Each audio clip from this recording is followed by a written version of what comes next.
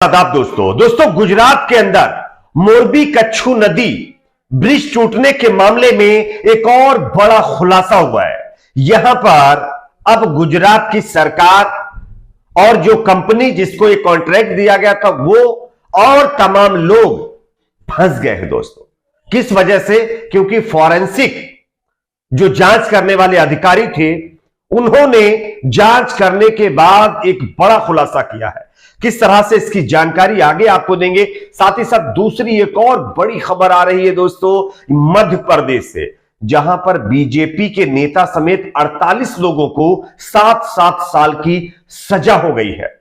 और यह सजा 20 साल से केस चल रहा था, एक गोली कांड हुआ था, उसको लेकर के हुई है। इसकी भी जानकारी देंगे। तीसरी बड़ी खबर आ रही है कर्नाटक से, जहां पर अब हिजाब के बाद अब आरती विवाद शुरू कर दिया गया है। मंदिरों में जो आरती होती है ना, अब उसका भी नाम बदलने की तैयारी कर्नाटक के अंदर शुरू हो गई है। किस तरह से इसकी भी जानकारी आपको देंगे। उससे पहले एक छोटी सी रिक्वेस्ट आपसे करेंगे दोस्तों, अगर आप भी चाहते हैं कि आज हमारे देश को एकता भाईचारा की जरूरत है और हम सबको मिलकर के इस पर काम करना चाहिए, अगर मेरी इस राय से आप सहमत हैं तो कमेंट सेक्शन में इस पर अपना फीडबैक जरूर दीजिए। इस वीडियो को ज्यादा से ज्यादा लाइक करिए, शेयर करिए, चैनल को सब्सक्राइब जरूर कर लीजिए। बात करेंगे खबर की। जैसा कि आप जानते हैं दोस्तों, गुजरात के मोरबी कच्छु नदी का ब्रिज टूट गया और इसमें 140 से ज्यादा लोग इस दुनिया में नहीं रहे। 140 से ज्यादा लोगों की डेथ हो गई। लेकिन जिस कंपनी को यह कॉन्ट्रैक्ट दिया गया था उस कंपनी के, और रेवा कंपनी का नाम है, उसके मैनेजर ये बता रहे हैं कि ये एक्ट ऑफ गॉड है। लेकिन लोगों का कहना है ये एक्ट ऑफ फ्रॉड है, ये एक्ट ऑफ गॉड नहीं है, क्योंकि 2 करोड़ रुपए की इसमें आपको जो है कॉन्ट्रैक्ट दिया गया था, 2 करोड़ रुपए का। लेकिन आपने काम किया क्या? कुछ भी नहीं। लेकिन यहां पर तमाम मतलब जो है बहाना बनाने की कोशिश की जा रही थी, सरकार भी बहाने बना रही थी। लेकिन दोस्तों जो फॉरेंसिक रिपोर्ट सामने आई है, जो फॉरेंसिक जांच करने वाली टीम थी, उसने जो खुलासा किया है वो चौंकाने वाला है। मैं आपको दिखा रहा हूं खबर, आप इस खबर को देखिए। इसमें हेडलाइन लिखी गई है कि मोरबी हादसा, कोर्ट में कंपनी मैनेजर बोला हादसा भगवान की मर्जी है, लेकिन फॉरेंसिक रिपोर्ट में आया तारों में लगा था जंग। यानी कि जो रिनोवेशन के लिए पैसे दिए गए थे, जो मतलब पैसे खर्च किए गए थे 2 करोड़ रुपए, वो पैसे पुल के यानी कि बनाने में नहीं लगाए गए, वो पैसे सिर्फ बांट लिए गए थे। इसी वजह से तो जो है पुल के जो चीजें थी, जो तारे थी, उनमें जो है जंग लगा हुआ था। मैं आपको पढ़ के बताता हूं कि इसमें फॉरेंसिक रिपोर्ट में क्या क्या चीजें कही। फॉरेंसिक जांच में कहा गया है कि मोरबी में झूलते पुल के जो तार थे वो जंग लगे हुए थे। इन्हें मरम्मत के दौरान बदला नहीं गया था। इनकी मरम्मत की जाती तो यह हादसा नहीं होता।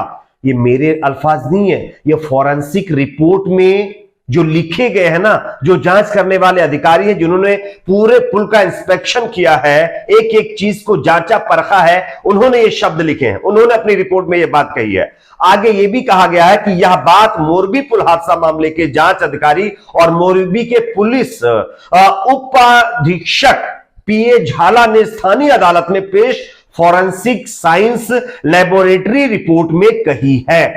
अब आप बताइए, सरकार कह रही थी 2 करोड़ रुपए का कॉन्ट्रैक्ट दिया गया है, नगर पालिका की तरफ से भी कहा गया, और इसका काम बखूबी अच्छी तरीके से किया गया है। अभी भी जो ये औरेवा कंपनी है, इसके मैनेजर बता रहे हैं कि हमारे जो काम करने वाले लोग हैं उन्होंने बहुत मेहनत से काम किया था, बहुत मेहनत की थी, लेकिन ये एक्ट ऑफ गॉड है, गॉड की मर्जी है, ऊपर वाले की मर्जी है, क्या कर सकते हैं। लेकिन फॉरेंसिक रिपोर्ट बता रही है कि सब चीजों में जो तार लगे हुए थे ना, उसमें जो है जंग लगा हुआ था, वो बदले तक नहीं गए थे। सोचिए, तो ये एक्ट ऑफ गॉड नहीं है, एक्ट ऑफ फ्रॉड है, और इस पर गुजरात की सरकार को जिम्मेदारी लेनी पड़ेगी। और हां, गोदी मीडिया की भी यहां पर पोल खुल गई है। कुछ गोदी मीडिया में बैठे हुए पत्रकार इस घटना को एक्ट ऑफ गॉड बता रहे थे, लोगों के ऊपर रिस्पॉन्सिबिलिटी डाल रहे थे कि ये तो लोगों की जिम्मेदारी है, लोगों ने भीड़ इकट्ठा क्यों की। अरे वहां पर जो भीड़ इकट्ठा करने वाले लोग थे वो कौन थे? टिकट काउंटर पे कौन लोग बैठे हुए थे? जब 200 लोगों की कैपेसिटी है, 100 लोगों की कैपेसिटी है, तो आप उससे ज्यादा टिकट क्यों बांट रहे हैं, उससे ज्यादा टिकट क्यों लोगों को दे रहे हैं? इस पर सवाल नहीं करेंगे मीडिया में बैठे हुए पत्रकार, ये कह देंगे कि लोगों की जिम्मेदारी है। शर्म आनी चाहिए ऐसे पत्रकारों को जो हर मामले में जो है सरकारों को बचाने का काम कर रहे हैं, भ्रष्टाचार को छिपाने का काम कर रहे हैं। आप पत्रकार नहीं, आप तो एक पार्टी के प्रवक्ता के तौर पर काम कर रहे हैं। आप लोगों ने देखा होगा कई जो है पत्रकारों के वीडियो आए थे जिसमें जनता को ही जो है उसमें रिस्पॉन्सिबल बनाया गया था। अब फॉरेंसिक रिपोर्ट उनको देखनी चाहिए। बात करेंगे अगली खबर की। अगली बड़ी खबर यहां पर दोस्तों आ रही है मध्य प्रदेश के सतना जिले के चर्चित एक कांड था जिसका नाम था रामनगर गोलीकांड। इस मामले में 20 साल से केस चल रहा था और इस केस में अब जो है कोर्ट ने फैसला सुना दिया है और कोर्ट ने फैसला यह सुनाया है कि बीजेपी नेता समेत 48 लोगों को 7-7 साल की सजा सुना दी गई है। आपको बता दें कि मध्य प्रदेश के सतना में एसपी के दांत और कलेक्टर की गाड़ी तोड़ने के आरोप में बीजेपी नेता समेत 48 को सजा सुनाई गई है और यह केस बताया जा रहा है कि लगभग 20 साल से चल रहा था। 20 सालों से इस पर कोई जजमेंट नहीं आ पा रहा था, लेकिन फाइनली अब जो है जिला एवं सत्र न्यायाधीश अजीत कुमार तिर्की की अदालत ने सभी आरोपियों को, जितने भी इसमें इस कांड में आरोपी थे रामनगर गोलीकांड में, इन सभी को 7-7 साल की सजा सुनाई है और दोषियों पर 4-4 हजार रुपए का जुर्माना भी लगाया गया है। घटना में तत्कालीन एसपी के दांत और कलेक्टर की गाड़ी तोड़ दिए गए थे।